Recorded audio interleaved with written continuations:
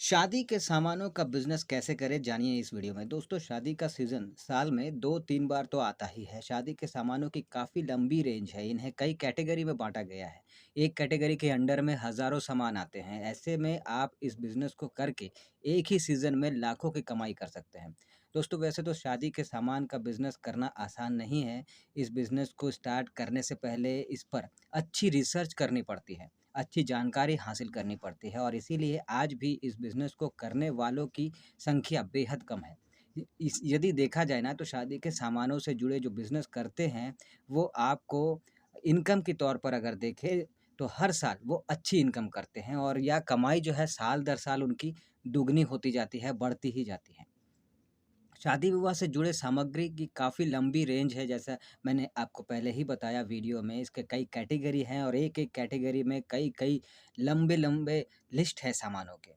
तो अगर चाहें आप तो किसी एक कैटेगरी को लेकर भी स्टार्ट कर सकते हैं या फिर अगर आप चाहते हैं कि सभी कैटेगरी को मिलाकर आप जो है शादी के सामानों का बिज़नेस स्टार्ट कर सकते हैं या करना चाहते हैं तो वो भी कर सकते हैं। तो अब बात करते हैं कि शादी के सामानों का बिज़नेस अगर आप स्टार्ट करना चाहते हैं तो इसमें सबसे पहले इन्वेस्टमेंट की बात करते हैं कि इन्वेस्टमेंट कितना लगेगा। तो अगर सही तरीके से देखा जाए तो सभी तरह के कैटेगरी के सामानों के साथ अगर आप स्टार्ट करेंगे तो वैसे फिर देखा जाए तो इन्वेस्टमेंट आपको बहुत ज़्यादा लगेगा और अगर किसी एक कैटेगरी को लेकर आप स्टार्ट करेंगे तो पैसा आपका जो है वो कम लगेगा। वैसे अगर आपको इसका पहले से अनुभव नहीं है तो कम बजट में किसी एक कैटेगरी को चुन के ही इस बिज़नेस में आना चाहिए, इस बिज़नेस की शुरुआत करनी चाहिए। अगर आँकड़ों में समझे तो 1 लाख से 1.5 लाख तक के कम बजट में आप इस बिज़नेस को स्टार्ट कर सकते हैं और ईज़िली इस फ़ील्ड में आ सकते हैं। अगर प्रॉफ़िट की बात करें तो कैटेगरी के हिसाब से देखें तो कई आइटम्स ऐसे हैं जिनमें 10 से 20% का प्रॉफ़िट मार्जिन होता है और कई ऐसे हैं जिनमें 50 से 60% का प्रॉफ़िट मार्जिन आपको देखने को मिलता है। आंकड़ों के हिसाब से समझे तो एक छोटे से दुकान से, छोटे से लेवल से अगर आप स्टार्ट करते हैं, तो भी महीने के 50,000 तक ईज़िली जो आप कमा सकते हैं इस बिज़नेस से। साथ ही शादी के अलावा आप जो है बर्थडे पार्टी, फेयरवेल पार्टी, जागरण रिलेटेड जो सामान होते हैं, उनको भी रख सकते हैं और उनको भी बेच के उनसे एक्स्ट्रा अलग इनकम आपकी हो जाएगी। अब बात करते हैं कि माल कहाँ से आपको खरीदना है, तो देखिए माल खरीदने के लिए वैसे तो दिल्ली सबसे पहले आती है। यहाँ से सबसे सस्ते रेट पे होलसेल रेट पे आपको सारा सामान जो है मिल जाता है। इसके बाद फिर एमपी, उसके बाद में फिर आपका कोलकाता, शहर के भारत के कई राज्य, कई शहरों में आपको अच्छे-अच्छे होलसेलर जो हैं वो मिल जाएँगे।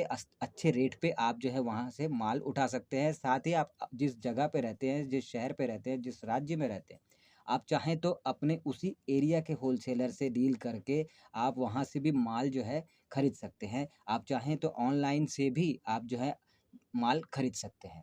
तो कई सारे ऑप्शन आपके पास है, ठीक है? अब अगली जो बात है वो ये है कि देखिए, अब क्या-क्या लिस्ट होता है, क्या-क्या चीज़ें होती हैं वो आपको जाननी होंगी। तो हम आपको कुछ लिस्ट बताते हैं कि क्या-क्या होता है शादी के सामानों में। जैसे कि दूल्हे के लिए तरह-तरह के डिज़ाइनर पगड़ी होती है, मालाएँ होती हैं, कलगी, साथ ही बारातियों के लिए पगड़ी, सफ़ा, स्वागत के लिए जो मालाएँ होती हैं वो आदि। साथ ही वर-वधू के श्रृंगार के सामान जैसे कि श्रृंगार बॉक्स, गिफ्ट पैक, सेहरा, मुकुट, साथ ही मंडप में पूजा रिलेटेड जो सामान होते हैं वो भी बहुत सारी हैं, तो उसकी भी बहुत सारी लिस्ट है। इस तरह से देखा जाए तो बहुत लंबा-चौड़ा जो है लिस्ट इसमें होता है। अब बात करते हैं कि कैटेगरी कौन-कौन सी होती है। जैसे कि मैं पहले से कह रहा हूँ कि कई सारी कैटेगरी होती है, तो कैटेगरी कौन-कौन सी होती है? तो पहली कैटेगरी है लड़के के शादी से रिलेटेड सामान का। दूसरा है लड़के के शादी से मतलब लड़की के शादी से रिलेटेड सामान का और तीसरा है सगाई से रिलेटेड सामान। चौथा है मंडप में पूजन से रिलेटेड सामान। पाँचवाँ है गणेश पूजन से रिलेटेड सामान, छठवाँ है गिफ्ट आइटम्स का सामान, सातवाँ है दान-दहेज का सामान, आठवाँ है लड़की और लड़के के जो एक्सेसरीज़ हैं, उस चीज़ के सामान आदि।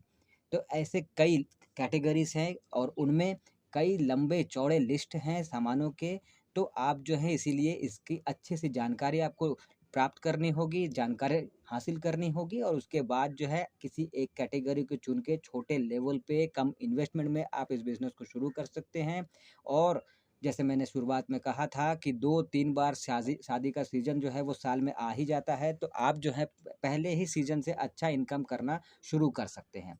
अब अगर आप चाहते हैं कि अपने बिज़नेस को प्रमोट करना है अपने शहर में, अपने एरिया में, तो आप ऑफ़लाइन, ऑनलाइन के ज़रिए जो है अपने बिज़नेस को प्रमोट भी कर सकते हैं। अब बात आती है कि इस बिज़नेस को आपको कैसे लोकेशन में स्टार्ट करना चाहिए? तो वो भी बता देता हूँ। देखिए, लोकेशन जो है हमेशा कोई भी बिज़नेस का भीड़-भाड़ वाला ही होना चाहिए, जहाँ ज़्यादा से ज़्यादा लोगों का आना-जाना हो, ऐसा एरिया होना चाहिए और ऐसे एरिया में मेन मार्केट, मेन जो जगहें हैं, वो मायने रखते हैं। ऐसी जगहों पे ही आपको इस तरह के बिज़नेस को स्टार्ट करना चाहिए। तो ओवरऑल अगर देखें तो ये बिज़नेस जो है काफ़ी अच्छा है, बहुत ज़्यादा कॉम्पिटिशन भी इसमें नहीं होता है और बहुत ज़्यादा इन्वेस्टमेंट भी न करने की ज़रूरत नहीं पड़ती है। कम इन्वेस्टमेंट में आप इज़िली स्टार्ट भी कर सकते हैं, एक अच्छा खासा इनकम अपने लिए जनरेट भी कर सकते हैं।